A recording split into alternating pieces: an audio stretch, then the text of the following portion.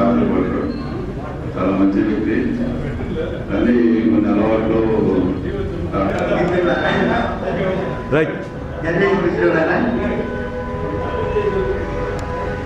మిత్రుడు మన దేవప్రసాద్ గారు కానీ దాదాపు 27 అనుకుంటున్నాను. జర్నలిజంలో 2001 ఇక్కడికి వచ్చినప్పుడు ఉద్యోగ బ్యూరోగా నిజంగా నాకు మంచి ఆత్మీయత మిత్రులు వాళ్ళు చనిపోవడం చాలా బాధాకరం. నేను చాలా బాధపడినాను. నిజంగా ఏం చెప్పేదాన్ని కూడా నోరు రావడం లేదు. వాళ్ళు పరిస్థితి అటువంటిది. అందులో కాళ్ళు రమణ మంచి మిత్రుడు. నిజంగా నన్ను అప్పుడు ఎప్పుడన్నా చూడండి ముసుడు అని, మరి నువ్వు కలర్ ముసుడు ఉంది, నేను కలర్ లేని ముసుడు అని చెప్పి ఎక్కెట్టాడు. అంత గౌరవంగా ఉండేవాళ్ళు ఈరోజు మన కళ అంటే చాలా బాధాకరం. వారి ఆత్మకు శాంతి కలగాలని, వారికి దేవుడు మనసారా వారికి మంచి ఇల్లు ప్రసాదించాలని కోరుకుంటూ సెలవు ఇస్తున్నాం. బాధాకరమైన అంశమని ఖచ్చితంగా చెప్పాలి. ఎందుకంటే ఇద్దరు పార్టీలు మన మధ్య లేకుండా అంటే ఇంకా ఎంతో బంగారు భవిష్యత్తు ఉన్న వాళ్ళు, 10 మందికి ఉపయోగపడిన వాళ్ళు, సమాజానికి ఉపయోగపడిన వాళ్ళు, వాళ్ళ రాతల ద్వారా వాళ్ళ మాటల ద్వారా కొంత వాళ్ళు 4 విషయాలు. ఇందులో మనం ప్రసాదాల గురించి చెప్పుకోవాలంటే ఎలక్ట్రానిక్ మీడియాలో ఈ జిల్లాలో ఎవరైనా ఎలక్ట్రానిక్ మీడియాలో మేము జర్నలిస్టులు అని చెప్పుకుంటున్నారంటే అది చదువు వల్ల అని చెప్పాలి. ఎందుకంటే ఈ జిల్లాలో తొలి జర్నలిస్ట్ ఎలక్ట్రానిక్ మీడియా ఆయన ఏరియా జర్నలిస్ట్గా ఉన్నాడు. ఆ రోజు మేము ప్రెస్ క్లబ్లో ఉన్నప్పుడు ఆయన జర్నలిస్ట్గా వచ్చినప్పుడు ఆ రోజు నాతో పరిచయం ఏర్పడిన తర్వాత ఆయన చివరి శ్వాస వదిలే వరకు, అంటే ఆయన ఆసుపత్రిలో ఉన్నప్పుడు నేనే చివరిసారి ఆయన చూశాను. ఇంటికి వచ్చిన 2 గంటల్లోనే ఆయన మరణవార్త రావాల్సి వచ్చింది. అది అన్నప్పుడు చాలా బాధపడ్డాను. కానీ అతనికి ఏ కష్టం వచ్చినా ప్రతిరోజు ఖచ్చితంగా సాయంత్రం 5 లోపల 10 లోపల అయినా కూడా నాతో మాట్లాడేవాడు. తనకున్న ప్రతి విషయాన్ని నాతోనే పంచుకునేవాడు. ముఖ్యంగా దేవప్రసాద్ సిటీ కేబుల్తో ప్రస్థానం మొదలైంది ఆయన జర్నలిజం. నేను అప్పటికే కేబుల్ ఆపరేటర్ని. సుబ్రహ్మణ్యం అన్న ఆయన నిజంగా దేవప్రసాద్ సాదాశివ మనిషి కాదు, కోటీశ్వరుడు అప్పటికే. కానీ రాజకీయాల్లో ఆ మిత్రుల వల్ల అప్పటికే ఇప్పుడైతే దాదాపు 10 కోట్ల ఆస్తి ఆ మనిషిని ఎట్లా కలిగిపోయిందో తెలియదు. ఆ రాజకీయాలు కొంతమంది అట్లా దుర్భర పరిస్థితి అనేది నిర్మించాలి. అట్లాంటి వ్యక్తుల్లో దేవప్రసాద్ కూడా ఉన్నారు. ఆ తర్వాత ఆయన వృత్తి కోసం, జీవనం కోసం సిటీ కేబుల్లో రిపోర్టర్గా జాయిన్ అవ్వడం, అప్పటి వరకు శ్రీమంతుడుగా ఉన్నటువంటి మీరు గౌరవం ఈ జర్నలిజం ఫీల్డ్లోకి వచ్చి గౌరవం సంపాదించుకున్నాడు. ఎంతో మందికి ఆదర్శప్రాయమయ్యాడు. దాంతో పాటు అనంతపూర్ ప్రెస్ క్లబ్కు ఒక దిక్కయ్యాడు. ఎన్నో రాజకీయాలు ఓడగంటే పెడుతున్నాడు. ఈ జర్నలిజంలో లేనిపోయిన అహంకారాలు, లేనిపోయి దోషించాలు. అట్లాంటి టైంలో దేవప్రసాద్ నిజంగా ప్రెస్ క్లబ్లో ఒక ఉన్నతమైనటువంటి అంశాలు తీసుకొచ్చారు. ఆయన పేరుతో మంచి ఎందుకుంటుందని కూడా విన్నాం. కానీ కాలువరం అన్న విషయంలో కొంచెం జాప్యం జరిగింది. చాలా బాధ కలిగింది. అసలు నివాళులు అర్పించుకుంటామా లేదా అనే ఒక సందేహం ఉంది. ఒకరిద్దరికి ఫోన్ చేసి అన్న ఎట్లయినా ఏర్పాటు చేసుకున్నామని మాట్లాడాను. అయినా సరే ఈ జాప్యం జరిగినా సరే చాలా మంచి సమావేశాన్ని మనం అందరూ కలిసి నిర్వహించుకోవడం చాలా సంతోషంగా ఉంది. రమణ అన్న జ్ఞాపకాన్ని నెమరు వేసుకునే అవకాశాన్ని మీరందరూ కూడా కల్పించారు. జర్నలిస్టులతో జనరల్గా మనకి వృత్తిపరమైన సంబంధం ఉంటుంది. మనం టీంగా ఏర్పడి ఆ స్నేహ బంధాన్ని పెంచుకుంటాం. కానీ కాలువ రమణ విషయంలో నాకు రక్త సంబంధం కంటే ఎక్కువైన అనుబంధం ఉంది మా కుటుంబానికి. ఈ వృత్తిలోకి వచ్చిన తొలి రోజుల్లో వాళ్ళు చాలా సీనియర్లు, వాళ్ళ దగ్గర చేతులు పట్టుకొని నిలబడేంత చిన్నవాళ్ళం మేము. అట్లాంటి మమ్మల్ని ఆదరించిన ఎంతో మంది సీనియర్ జర్నలిస్టుల్లో కాలువ రమణ ఒకరు. రమణ అన్న నాకు వృత్తి విలువలు నేర్పించారు. వృత్తికి అతీతంగా మానవ సంబంధాన్ని ఏ విధంగా కొనసాగించాలో కూడా నేర్పించారు. దూరం అయితే ఏ విధంగా నిస్వార్థంగా గుర్తు చేసుకోవాలో, ఏ విధంగా అండగా నిలబడాలో కూడా నేర్పించారు. దయచేసి దీని గురించి పెద్దలతో నిర్ణయం తీసుకొని ఆ అన్న కుటుంబానికి అండగా నిలబడడం కావాలని అన్న కుటుంబానికి ఇదొక్కటి అందరూ అర్థం చేసుకొని ఈ దిశగా ఒక కమిటీని ఏర్పాటు చేయాల్సిందిగా మనస్ఫూర్తిగా కోరుకుంటున్నాను. ధన్యవాదాలు. కరెక్ట్గా 30 సంవత్సరాల కిందట మిత్రుడు కాలువ వెంకటరమణ పాత్రికేయ రంగంలోకి అడుగు పెట్టినప్పుడు అతి దగ్గరగా చూసిన కొద్ది మందిలో నేను ఒకటి. ఆయన రాసిన మొదటి అక్షరం నుంచి చూసిన వాళ్ళలో నేను కూడా ఒకటి. చాలా స్పీడ్గా ఉండేవాడు. ఆ సమయంలో అంటే పెద్దోడు అబ్బాయితో పెట్టుకుంటే కష్టం అనుకున్న పెద్ద పెద్దలను కూడా తన తెలియని తనంతో ఎదుర్కొన్న సందర్భాలు ఉన్నాయి. ప్రాథమిక దశలో ఏ పాత్రికేయుడైనా కొత్తగా వచ్చినప్పుడు అంతా నేను కుటుంబం కూడా అనుకుంటాడు. ఎవరైనా ఏ పాత్రికేయుడైనా కాలం జరిగే కొద్దీ నేను చాలా చిన్నవాడిని అనేది చాలా తక్కువ మంది అర్థం చేసుకుని బతకడం నేర్చుకుంటారు. కానీ తెలుసుకోకుండా వెంకటరమణ మాత్రం తన జీవితాన్ని అలాగే నడుపుకుంటూ వెళ్ళాడు. ఎప్పుడైనా నేను చాలా సహజంగా ఇద్దరం కలిసినప్పుడు వేసుకున్న జోక్ ఒకటే, కాలువ సీనం ఉన్నాడు కదా, నివేమప్ప ఆయన పెద్ద కాలం చిన్న కాలం అనే జోక్ వేసాము. ఏమన్నా ఆయన పెద్ద కాలం బాగా ప్రవహిస్తుంది, నేను చిన్న కాలం నీళ్ళే కదా దగ్గర. నిజానికి పాపం ఆయన జీవితంలో కూడా ఆఖరిలో కుటుంబానికి ఏం సంపాదించుకున్నాడో నిజంగా మనం చూడలేదు. కానీ ఆసుపత్రిలో ఆయన ఆఖరి రోజుల్లో నేను, భాస్కర్ రెడ్డి, కృష్ణ ఇట్లా కొద్దిమంది శ్రీరాములు, రామకృష్ణ మళ్ళంతా వెళ్ళి ఆఖరిలో చూసిన రోజు చాలా భయం వేసింది. నిజానికి మనకు కూడా ఇలాంటి పరిస్థితి రాదని మాత్రం ఎవరు అనుకోవద్దండి.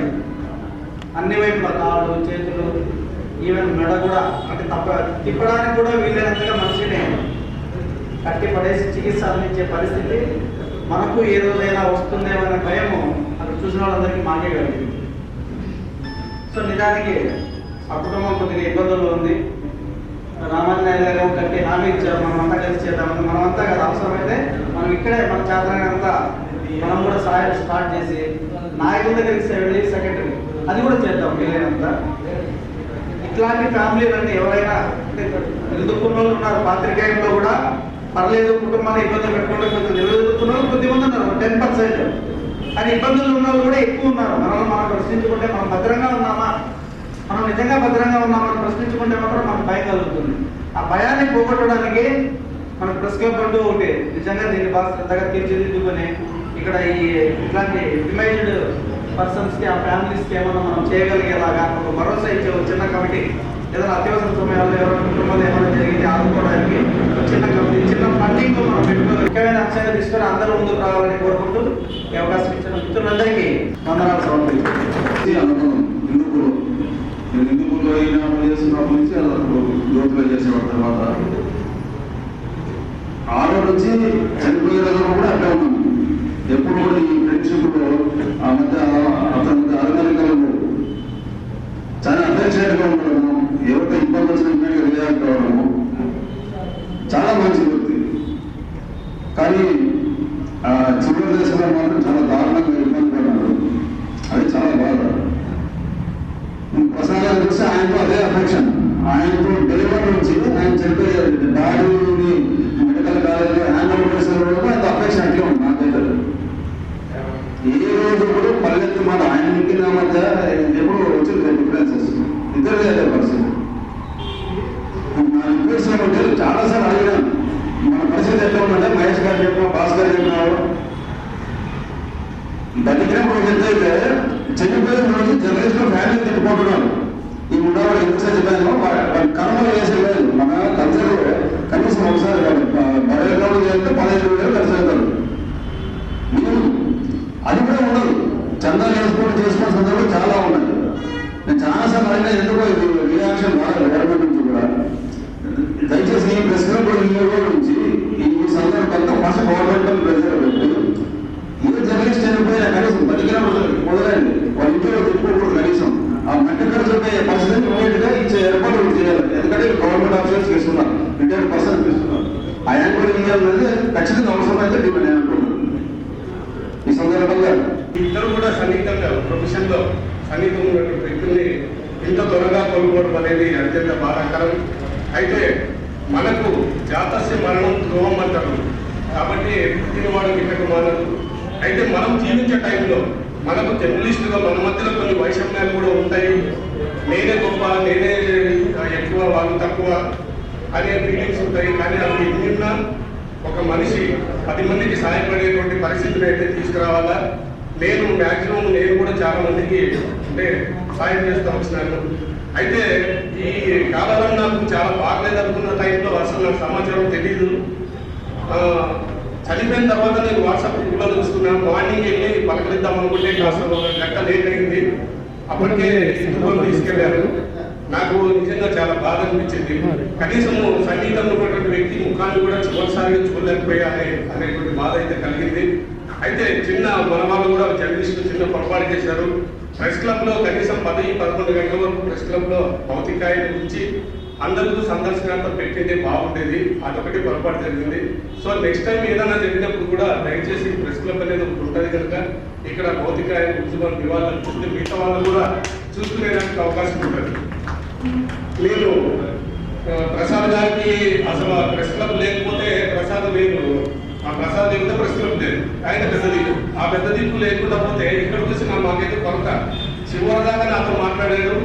నేను కూడా నీకు ఏదైనా ఆరోగ్యపరమైన సమస్యలు ఉంటే నాకు తెలియజేయ ప్రసాద్ అంటే లేదులే చెప్పి చాలా మంది మన మిత్రులంతా నాకు సాయం చేస్తున్నారు, నేను నీకు అవసరమైన ఖచ్చితంగా నేను ఫోన్ చేస్తానని చెప్పేవాడు. సో ఆ వ్యక్తికి కూడా మనం ఘనమైన నివాళులు అర్పించాం. సో మన మీద ఇప్పుడు ఒక కుటుంబానికి అవసరమైనటువంటి సహాయ సహకారాలు మన కమిటీ ఏదైనా వేసుకున్నా లేదంటే ప్రెస్ క్లబ్ ద్వారా కానీ యూనియన్ల ద్వారా కానీ జరిగినప్పుడు నా సహాయ సహకారాలు కూడా అందిస్తాను. ఈ సందర్భంగా ఇద్దరికి ఆత్మ శాంతి చేకూరాలని చెప్పి ఆ భగవంతుని ప్రార్థిస్తూ ఆ కుటుంబానికి సానుభూతి తెలియజేశారు. చాలా రోజుల తర్వాత ఈ హాల్ ఇంత నిండుగా కనిపించడం చాలా సంతోషంగా ఉంది. అయితే సంతాప సభ కార్యక్రమం నేపథ్యంలో ఖచ్చితంగా సంతోషంగా ఉంది అని చెప్పడం కూడా అంటే నమ్మకం కలగలేదు. అప్పుడు జరిగిందా అని అనిపిస్తుంది. మనం వరకు మనము కలిసిమెలిసి ఉన్నట్టే అనిపించుకోండి. సో ఆయన కర్మక్రియలు జరిగినప్పుడు అతను కలిసాము. చాలా పెద్ద ఎత్తున జనం వచ్చారు. ఆ సందర్భాన్ని గుర్తుంచుకుంటే అప్పుడే సంవత్సరం అయింది అనే ఆశయం జరుగుతుంది. ఆయన ఆత్మశాంతి కలగాలని మనస్ఫూర్తిగా కోరుకుంటున్నాను. మిత్రులందరికీ నమస్కారం. ప్రసాద్ గారి రమణన్న ఇద్దరు కూడా చాలా ఆప్యాయంగా పలకరించేవారు. ప్రెస్ క్లబ్కు నేను చాలా తక్కువ వచ్చిన ఎప్పుడైనా కూడా బాగా మాట్లాడేవారు. అసలు ప్రసాద్ అన్న తేజ ప్రసాద్ అన్న అంటేనే ఫేమస్ మొత్తం. ఎక్కడైనా ప్రసాద్ అన్న ఎవరు కనుకోలేరు. తేజ ప్రసాద్ అంటే అప్పట్లో ఈ ఛానల్స్ ఫస్ట్ తేజ ఒకటే ఉంటుంది. ఆ తర్వాత కాలక్రమేణా వచ్చాయి. కానీ ఫస్ట్ టీవీ రిపోర్టర్ ఎవరంటే తేజ ప్రసాద్ అన్న. అట్లా ఆయనతో చాలా మనకు అభినవ సంబంధం ఉండేది. ఇంకా రమణన్న అంటే రమణన్న హిందూపూర్లోనే పరిచయం. అక్కడ ఆంధ్రజ్యోతి రిపోర్టర్ ఉన్నప్పుడు నేను ఒక వామపక్ష విద్యార్థులను ఇన్ఛార్జిగా వెళ్ళినప్పుడు ఆయన పరిచయం అయ్యి చాలా విషయాలు ఆయన ద్వారా కూడా నేను చాలా నేర్చుకున్నాను. యాక్చువల్గా అప్పుడే ఫస్ట్ రిపోర్టింగ్ విషయాలు కూడా అక్కడే కొన్ని ఎలా రాస్తారు ఎలా చేస్తారు అనేది నేర్చుకున్నాను. ఆ తర్వాత మళ్ళీ ఇక్కడికి వచ్చిన కొన్ని ఆయన చెప్పిన విషయాలు కూడా మనకు చాలా దోహదపడతాయి. ఇది ఇలాంటి మంచి వ్యక్తులను కోల్పోవడం చాలా బాధాకరం. ఇప్పుడు తర్వాత కష్టాల నుండి ఏం చేయాలనే దానిపై చాలా మంది పెద్దలు మాట్లాడారు. మనం ఆ రకంగా ముందుకు పోతే దానికి మానవులు కూడా మేము కూడా భాగస్వామ్యం అవుతామని. సో ఈ అవకాశం ఇచ్చిన పెద్దలందరికీ నమస్కారం. దేవప్రసాద్ సార్ గురించి రమణ గురించి ఇందాక చెప్పారు. నాకు 2001 అనంతపురం వచ్చాను నేను బేసిక్ జర్నలిస్ట్. అప్పటి నుంచి రావడం వచ్చాను. మొత్తం మీద వీళ్ళిద్దరూ కూడా దేవప్రసాద్ సార్ అయినా కాలవమ్మన్ అయినా సమాజం పట్ల చాలా కన్సర్న్ ఉన్నవాళ్ళు, సమాజం పట్ల ఎక్కువ స్పందించేవాళ్ళు. ఇంతమంది యూనియన్లకు అతీతంగా ఇంతమంది కలిశారంటే వాళ్ళిద్దరు అంత అజాత శత్రువులు. బహుశా దేవప్రసాద్ సార్ కుటుంబం ఉండింటే కూడా అంతమంది అంత్యయాత్రలో పాల్గొనకపోయి ఉండలేము. నాకు తెలిసి జిల్లాలో ఇంతవరకు అంత్యయాత్ర అంత జనం ఎప్పుడు పాల్గొనలేదు. సంతాప సభలో కరోనా పాల్గొనలేదు. ఇది మాత్రం మనం అంటే మనము ఉన్నప్పుడు కాదు కానీ మన తర్వాత ఏంటనేది తెలుస్తాను. రెండో పాయింట్, మిత్రుడు భాస్కర్ గారు చెప్పింది కానీ మహేష్ సార్ చెప్పింది కానీ మన మిత్రులు కొంతమంది చెప్పింది మంచి మంచి వ్యాల్యూ పాయింట్ చెప్పారు. సరే, వాళ్ళ అనుబంధం గురించి కదా నేను ఈ పాయింట్లోనే చెప్దాం అనుకుంటున్నా. ఎమోషన్లో మన మా భాస్కర్ చెప్పినట్లు మాట అంటాం. ఇప్పుడు జరిగిందంటే వెంటనే చక్కగా పట్టించేస్తారు. మళ్ళీ 10 రోజులు ఉండరు. ఆ బిడ్డ పాత్రలు మేము తీసుకుంటామంటారు. పేపర్ చూస్తూ ఉంటాం మనం. 10 రోజులు ఎవరు పట్టుకోరు. ఎవరైనా అంతే. మన ఇంట్లో ఏమైనా జరిగినా కూడా మనం 4 రోజులు పెట్టి మనం మనిషి అంటున్నాం మనం ఉన్నాయి. అట్లా కాకుండా నేను ఆ పాప బాధ తీసుకుంటాను నోట కాకుండా ఇప్పుడు ఎమోషన్లో ఎంత వస్తే అంతే మంచి చెప్తారు. సామాన్య వాళ్ళు చెప్పారు కాబట్టి హామీలు మేము కూడా వెంటనే రావడానికి మాకు అవకాశం ఉన్నందుకు మేము కూడా మీరు ఎక్కడ పిలిస్తే వస్తాం. 10 మందిగా పోతే అందరూ జర్నలిస్టులు ప్రముఖంగా ఉన్నవాళ్ళు. ఇప్పుడు మీరు అన్నట్లు బీరో ఇన్ఛార్జ్ గుర్తింపు ఉన్న వాళ్ళు ఉంటారు. ఎమ్మెల్యే దగ్గరికి పోతే మహానగరం పోతేనే 50,000 లక్షలు ప్రకటిస్తారు. ఆ అమౌంట్ తీసుకుని ఆ పాపకు ఫిక్స్ చేస్తే ఆ పాప భవిష్యత్తుకు ఎలాంటి డోకా ఉండదు అనేది నా అభిప్రాయం. దయచేసి వాళ్ళెవరు నేను బాధ్యత తీసుకుంటా ఇవన్నీ అయ్యే పని కాదు, జరగవు. మనం చెప్తా ఉన్నా మన ఇంట్లో చెప్పేది కూడా మనం చేయలేం. కాబట్టి ఈ రకంగా ఆలోచించే మనం ఇది ఒక ఆలస్యం తీసుకొని నెక్స్ట్ ఎవరైనా జర్నలిస్ట్ ఏ జర్నలిస్ట్ సమస్య వచ్చినా కూడా మహేష్ సార్ చెప్పినట్లు మనం పేపర్లో ఎక్కడో అయితే రాస్తాం భద్రత ఉందని. అసలు మన భద్రత లక్ష్మీనాం. కాబట్టి ఈ రకంగా ఒక అడుగు ముందుకు వెళ్తే ఈరోజు కలవడం అనేది చాలా గొప్ప విషయం. ఎందుకంటే మనం సంతోషం అనుకుంటే ఒక వ్యక్తి కోసం మనం కలవడం అనేది ఒక గొప్ప విషయాన్ని నేను భావిస్తున్నా. దీనికి ఈ ఎమోషన్ తగ్గకోకుండా కనీసం 10 రోజులు ఏదో ఒక కార్యక్రమం తీసుకొని ఎక్కువ భాగం అనంతపురం జిల్లా కేంద్రంగా ఉండే వాళ్ళు ఉన్నారు.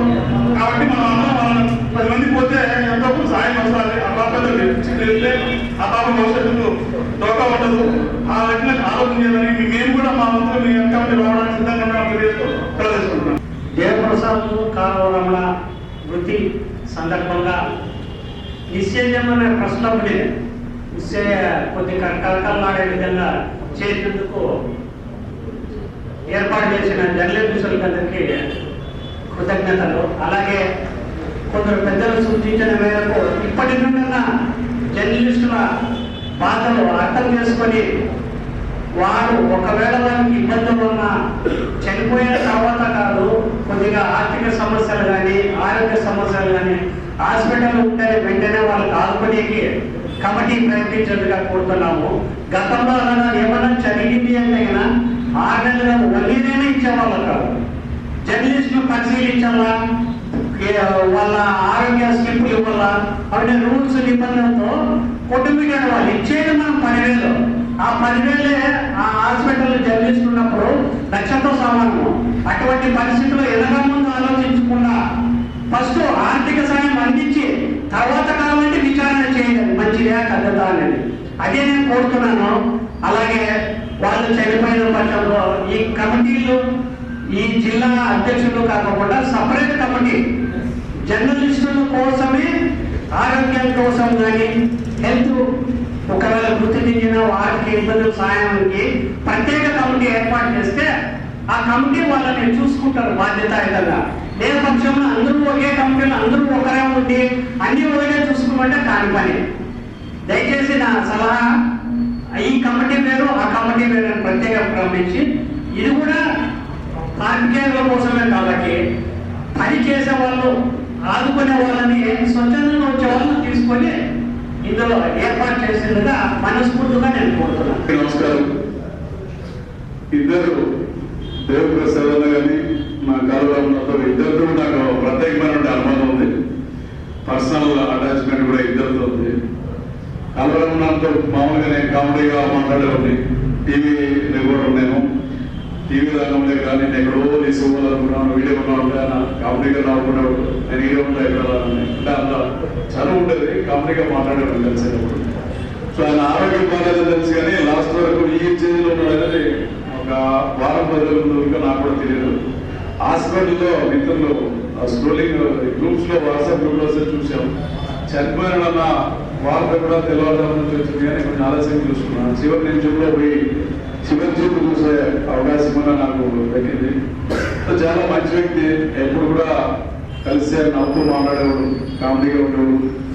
ఆయన అంత సేపు 5 నిమిషాలు గడిపితే కూడా కొంత ప్రశాంతమైన ఇది ఉండేది.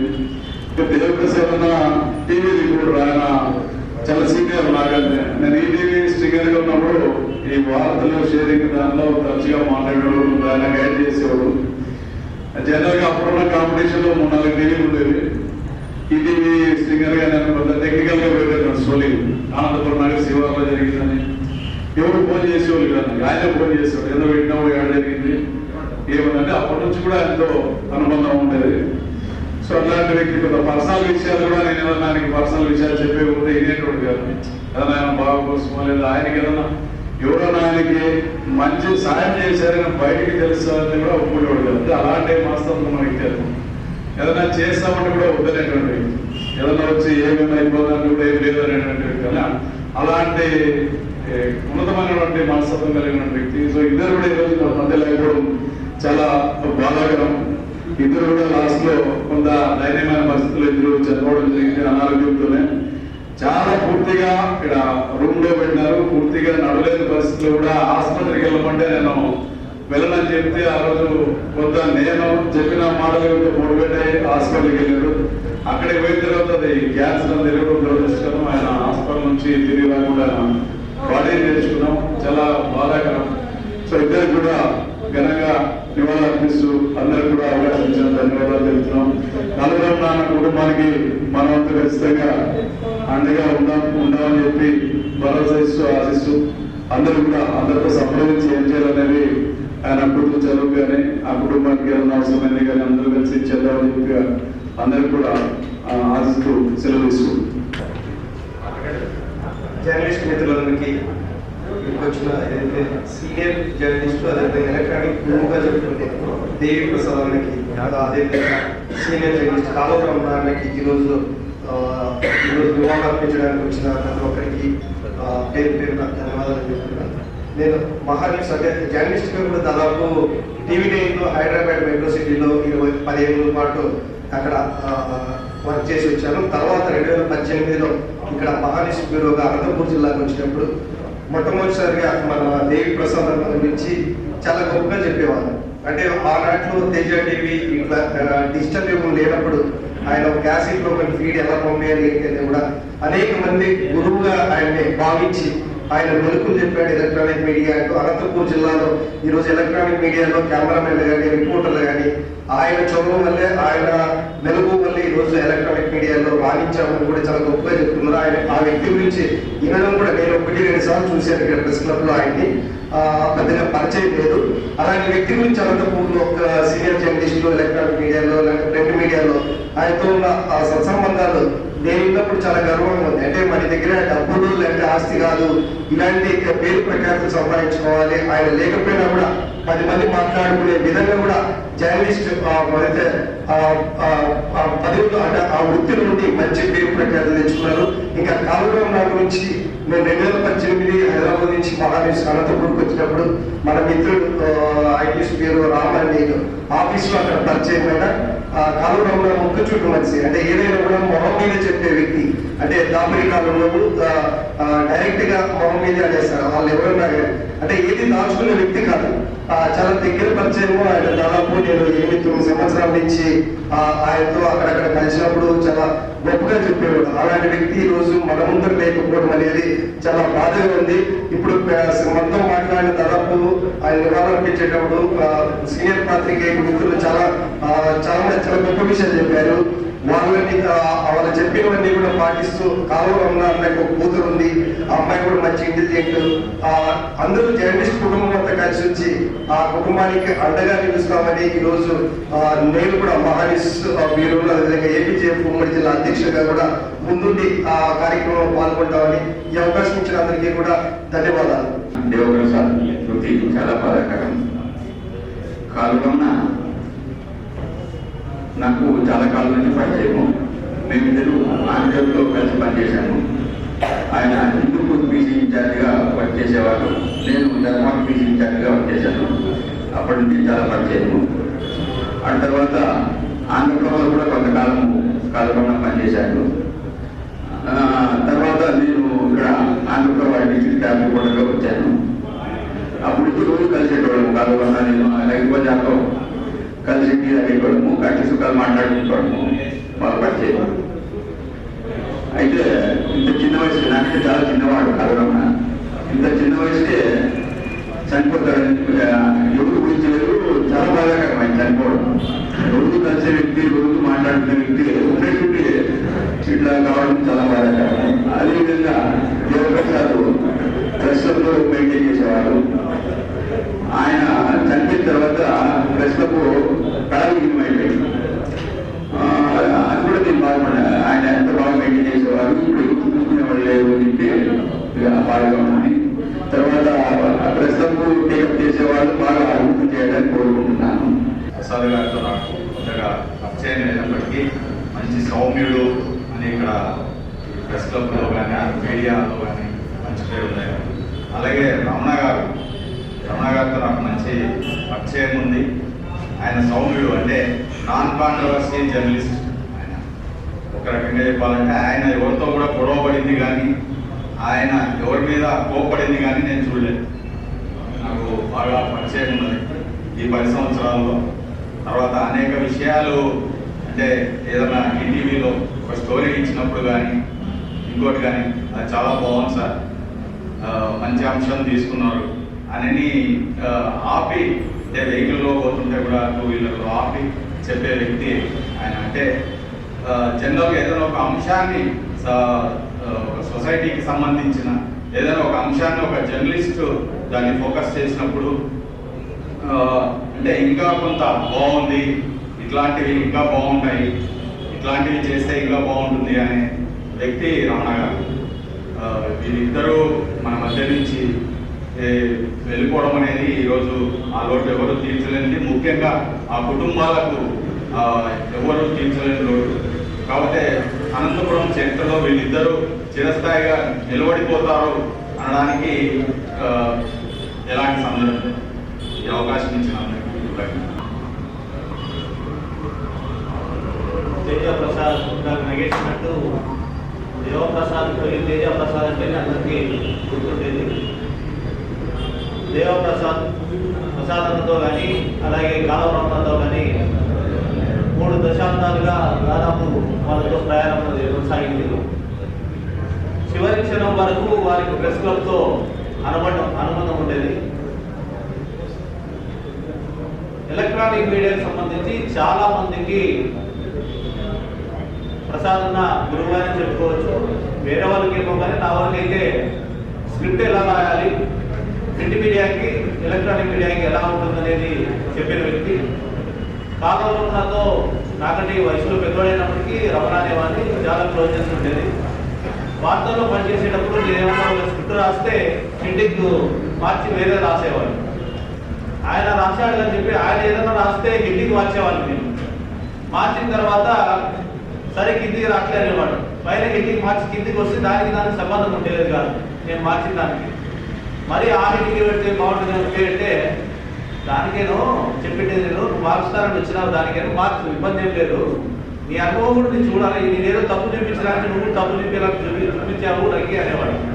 అంటే ఇప్పుడు చాలా మంది రిపోర్టర్లు వస్తున్నారు కానీ సబ్జెక్ట్ పైన జిల్లాలో ఎన్ని కాన్స్టిట్యూన్సీలు ఉన్నాయి, ఎంతమంది ఎమ్మెల్యేలు ఉంటారు, ఎంతమంది ఎంపీలు ఉంటారు, ఏం జరుగుతుంది, ఆంధ్రలో కాలం ఎటు పోతుంది, ఎన్ని ఎకరాలు మారుతుంది అని వీళ్ళిద్దరికీ జిల్లాలో ఉన్నటువంటి పరిశ్రమల పైన అలాగే రాష్ట్ర వ్యాప్తంగా ఉన్నటువంటి అనేక వాటిపైన క్షుణ్ణంగా అంకెలతో సహా చెప్పగలిగే శక్తి వీళ్ళిద్దరికీ ఉండేది. ఈరోజు అలాంటి విలేకరులు లేకపోవడం, అతి సన్నిహితులు లేకపోవడం అనేది నిజంగా దురదృష్టకరం.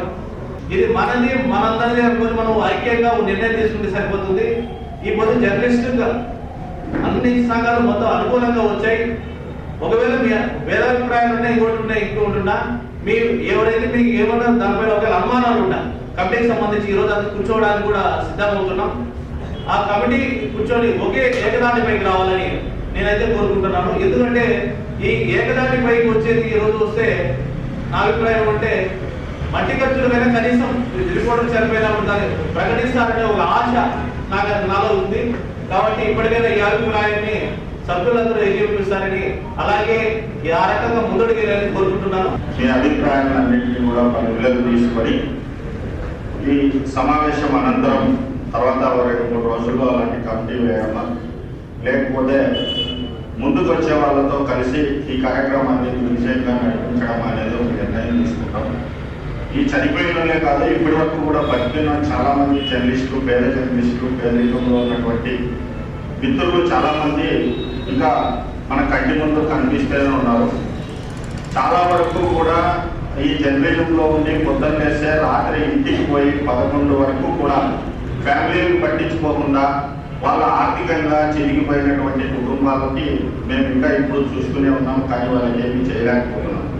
అంటే పొద్దున్నేస్తే గంట వదిలే నన్ను ఎమ్మెల్యే రమ్మన్నాడు, ఎస్ఐ రమ్మన్నాడు, సిఐ రమ్మన్నాడు అని చెప్పేసి అక్కడికి పోవడము, ఏదో వాళ్ళ హోదా అనేది చూపించుకోవడము, ఇంటికి పోయిన తర్వాత కనీసం బియ్యం లేవనో, కరెంటు బిల్లు కట్టలేదనో ఇంట్లో వాళ్ళు చెప్తే మరీ ఇచ్చేసిన చొక్క మరీ వేసుకొని బయటకు వచ్చి ఏం చేయాలో దిక్కు తెలియనటువంటి పరిస్థితులు ఉన్నటువంటి కుటుంబ జర్నలిస్టులను మేము ఇప్పటికీ కూడా చూస్తున్నాం. ఓ మిత్రుడు ఉండేవాడు ఇంతకుముందు, ఏమంటే ఆయన క్రైమ్ రిపోర్టర్ అని చెప్పేవాడు. పొద్దున్నేసి క్రైమ్, ఏ పేపర్ అని వాడు చెప్పేవాడు కూడా కాదు, ఎక్కువ క్రైమ్ రిపోర్టర్. క్రైమ్లో కూడా అతనికి చాలా పట్టు ఉండేది. క్రైమ్ రిపోర్టర్గా ఎక్కువ కాలం ఆయన ఒక జర్నలిస్ట్గా పనిచేశాడు. ఈరోజు చావు బతుకుల మధ్య ఉండి కళ్ళు కనిపించక సంసారం జరిగినటువంటి కుటుంబం ఉంది. మొన్న నాకు వాళ్ళ కుటుంబ సభ్యులు ఫోన్ చేశారు, ఈ రకంగా ఉంది, కంటి ఆపరేషన్ చేపిస్తే కూడా తిరిగి కళ్ళు వస్తాయో లేదో అని చెప్పేసి ఉన్నారు. అట్లా అంత క్రైమ్లో పోలీసులతో అంత మంచి సంబంధాలు ఉన్న వ్యక్తి. ఒకసారి ఎవరో నాకు తెలిసిన ఒక వ్యక్తిని పోలీసులు పట్టకపోయినారని చెప్తే నేరుగా సెల్లేకి పోయి పోలీసులు SICI ముందరే ఆ పోలీసులు పట్టకపోయిన వ్యక్తిని నేరుగా బయటకు తీసుకొని వచ్చారు. ఏమి ఎట్లా తీసుకుపోతున్నావు అంటే, మళ్ళీ రేపు వస్తానులే, రేపు వచ్చి మాట్లాడతాడు అని చెప్పేసి నేరుగా తీసుకొని వచ్చాడు. మరి అట్లాంటి జర్నలిస్ట్ కూడా ఈరోజు అలా ఉంది పరిస్థితి. మొన్న ఉరవకొండలో ఒక HMTV రిపోర్టర్ చనిపోయారు. మరి వాళ్ళ కుటుంబానికి కూడా ఆదుకుంటామని పల్లెరామనాథరావు చెప్పారు. వాళ్ళ భార్య ఈరోజే నాకు ఫోన్ చేసింది ఇక్కడ వచ్చిన తర్వాత, అన్న మేము వచ్చి కలుస్తాము, మా పరిస్థితి ఇట్లా ఉంది అని చెప్పి చెప్పారు. ఇట్లాంటి వాళ్ళు దాదాపుగా నిజంగా పేదరికంలో ఉండి ఇబ్బందులు ఉన్న కుటుంబాలని మేము కళ్ళారా చూస్తున్నాము, పరిస్థితులు వింటున్నాము, గమనిస్తున్నాము. మరి అలాంటి పరిస్థితుల్ని గమనిస్తున్నాం. ఎవరెవరు ఉన్నారో జిల్లాలో ఇలాంటి వాళ్ళందరూ పరిస్థితులని గమనించి మరి వాళ్ళకి ఆర్థిక సహాయం అందించేందుకు ఒక కమిటీ నిజంగా ఈరోజు ఒక మంచి పరిణామం అని చెప్పచ్చు. ఒక కార్యక్రమం, మంచి కార్యక్రమానికి ఈ రోజు నుంచి నేను నాలుగుపడుతుందని నేను కూడా ఆశిస్తున్నా. సీనియర్ పాత్రికేయులు, తోటి జర్నలిస్టులందరికీ నమస్కారం. నాకు ప్రసాదం అప్పుడు తెలుసు, కాలవరమ్మ గారు పరిచయం కూడా లేదు. వాస్తవంగా నేను ఎవరు చనిపోయినారని తెలిసినా కూడా నేను ఖచ్చితంగా ఇంటి దగ్గరికి వెళ్తాను. TV5 రిపోర్టర్ కూడా చనిపోయారు, అబ్బాయి ఇంటి దగ్గరికి. నేను ఆ రోజు బ్యాంకాక్లో ఉన్నాను చనిపోయినప్పుడు కూడా. ఇలాంటి ఎవరు చనిపోయినా జర్నలిస్ట్ మిత్రులు ఖచ్చితంగా వెళ్ళి నివాళులు అర్పించాలా అనే మనస్తత్వం ఉన్నది. ప్రసాదంగా చాలా సౌమ్యుడు. హాస్పిటల్లో ఉన్నప్పుడు నేను, మా కేశవ్ అందరూ కూడా టీం వెళ్ళాం, కావేరి హాస్పిటల్లో చేర్పించాం. ఆయనకి ఏమేమి కావాలో అన్నీ కూడా దగ్గర నుంచి చూసుకున్నాం. నిజంగా అలాంటి వాళ్ళు మాకు ఇన్స్పిరేషన్. అంత ఎందుకంటే మనసున్న వ్యక్తి అని చెప్పాలి. ఈ సందర్భంగా కాలువ రమణ గారి గురించి నాకు పెద్దగా తెలియదు, కానీ వాళ్ళ అమ్మాయి చదువులకి మా AP 39 టీవీ తరఫున మేము కూడా 10,000 రూపాయలు ఆర్థిక సాయం చేయగలిగాం. Thank you.